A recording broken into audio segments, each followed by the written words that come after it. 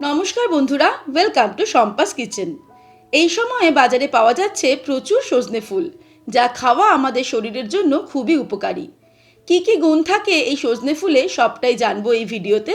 আর সাথে দেখে নেব এই সজনে ফুল দিয়ে কিভাবে দারুণ টেস্টি মুচমুচে বড়া তৈরি করা যায়, যা গরম ভাতের সাথে বা শুধু শুধু খেতেই দারুণ লাগে।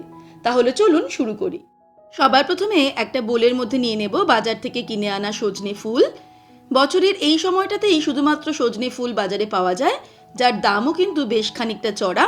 আমি 100 গ্রাম কিনে এনেছি 30 টাকা দিয়ে। এবারে ফুলগুলো থেকে এই বোটার অংশগুলো বাদ দিয়ে নেব।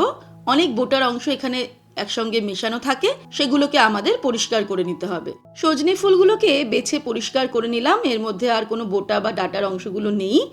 এবারে এটাকে জল দিয়ে আমরা ধুয়ে নেব। 2-3 বার জল পাল্টে পাল্টে ভালো করে ধুয়ে নিতে হবে সজনে ফুলগুলোকে।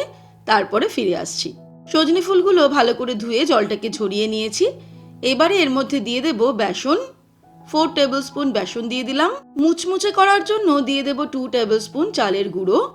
2টো কাঁচা লঙ্কা কুচিয়ে নিয়েছি, সেটা দিয়ে দিলাম। হলুদ দিয়ে দেব 1/4 টিস্পুন। লঙ্কার গুঁড়ো দিয়ে দেব 1/4 টিস্পুন। কালো জিরে দিয়ে দিচ্ছি 1/4 টিস্পুন। নুন দিয়ে দেবো 1/2 টিস্পুন। তবে নুন আর ঝালটা কিন্তু নিজেদের স্বাদ অনুসারে অ্যাড করতে হবে। এবারে হাত দিয়ে সবকিছুকে ভালো করে মেখে নিতে হবে। মাখার জন্য আলাদা করে কিন্তু জল ব্যবহার করার দরকার নেই। এই ফুলগুলো থেকেই একটা ময়েশ্চার ছাড়বে, তাতেই কিন্তু আমাদের মাখাটা হয়ে যাবে।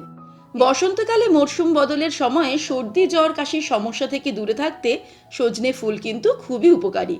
ব্যাকটেরিয়ার সঙ্গে লড়াই করার বিভিন্ন গুণ রয়েছে সজনে ফুলে। এই ফুলে রয়েছে vitamin A, B1, B2, B3 এবং ভিটামিন সি। এছাড়াও এতে রয়েছে আয়রন, ফসফরাস, ম্যাগনেসিয়াম ও ক্যালসিয়াম। শরীরে প্রোটিনের চাহিদাও যোগান দেয় সজনে ফুল। আমরা সজনে ফুল ভাজার পরিবর্তে বেগুন, আলু আর মটরশুঁটি দিয়ে হালকা কোনো চচ্চড়ি বানিয়েও খেতে পারি। আবার আলু আর সজনে ডাঁটা দিয়ে ঝোল বানালে তার মধ্যেও দিয়ে দিতে পারি। ভালো করে মেখে নিয়ে এটাকে আমরা 10 থেকে 15 মিনিটের জন্য রেখে দেব, যাতে ফুল থেকে কিছুটা ময়েশ্চার ছেড়ে দেয়। তারপর ফিরে আসছি। এবারে একটা কড়াইতে তেল ভালো করে গরম করে নেব।